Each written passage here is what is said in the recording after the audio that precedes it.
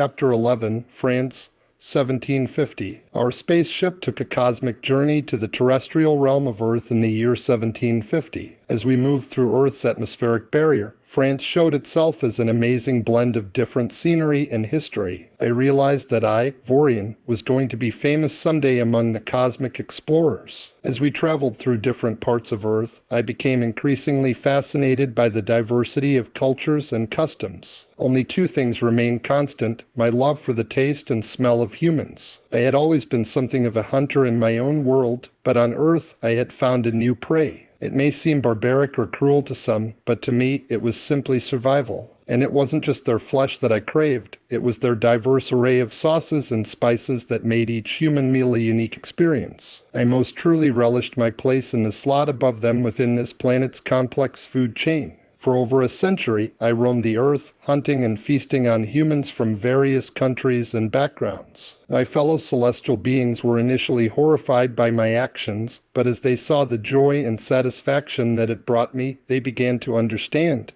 I learned how to blend in with the human population, adopting different identities and languages to avoid suspicion. But despite my best efforts to remain hidden, there were some close calls when humans began to realize that something was not quite right about me. But even as my fellow celestial beings warned me about the dangerous path I was on, nothing could deter me from my love for human flesh. It became an addiction, one that consumed me entirely. As time passed and technology advanced among humanity, hunting became easier for me. With their industrialized societies came organized systems of transportation and communication, making it easier for me to track down my next meal. Yet, despite all this ease and convenience in hunting humans, there was still a part of me that longed for something more, a connection with these beings that I devoured without remorse. But such thoughts were quickly dismissed as mere distractions from my primal instincts. I continued my journey through France, honing my hunting skills and perfecting my disguises. Each new city I visited brought with it a different set of challenges, and I reveled in the thrill of the hunt. One day, while exploring the bustling streets of Paris, I stumbled upon a beautiful woman with long curly hair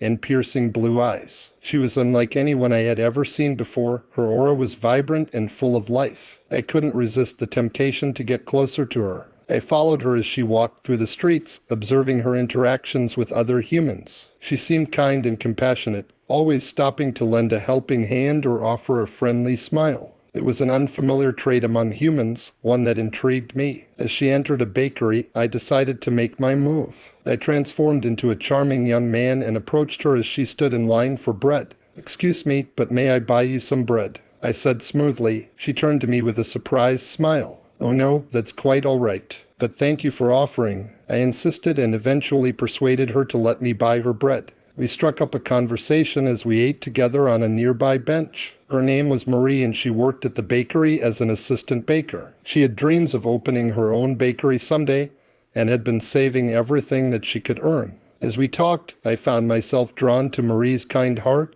and determined spirit. She saw the good in people even when they seemed undeserving of it. It was something that both fascinated and confused me. We continued to meet regularly over the next few weeks. As we got to know each other better, I found myself wanting more than just her company. I wanted her blood. But at the same time, there was a part of me that wanted to protect her, to keep her safe from harm. I knew it was an impossible desire, for how could I protect someone when I was the very thing that posed a threat to them? As our relationship grew deeper, my hunger for her also grew stronger. It became harder and harder to control my urges whenever we were together. But Marie never seemed to notice or suspect anything out of the ordinary about me. One night, as we walked through the streets of Paris hand in hand, I couldn't take it anymore. My fangs elongated and my eyes turned red as my true form was revealed. Marie's eyes widened in shock and fear as she stumbled back from me. "What are you?" she cried out. I could see the terror in her eyes and hear the quickening of her heartbeat. It only fueled my hunger even more. Without another word, I lunged at her and sank my teeth into her neck. Her screams were muffled by my grip on her, but they soon faded into weak moans as she lost consciousness. As I drank in her life force, all of my conflicting emotions disappeared into a frenzy of pure ecstasy. But as she lay lifeless in my arms, guilt flooded over me like a tidal wave. I had taken this innocent woman's life, someone who had shown kindness towards me despite all odds. And for what? Well, for the best damned meat in all the cosmos, of course.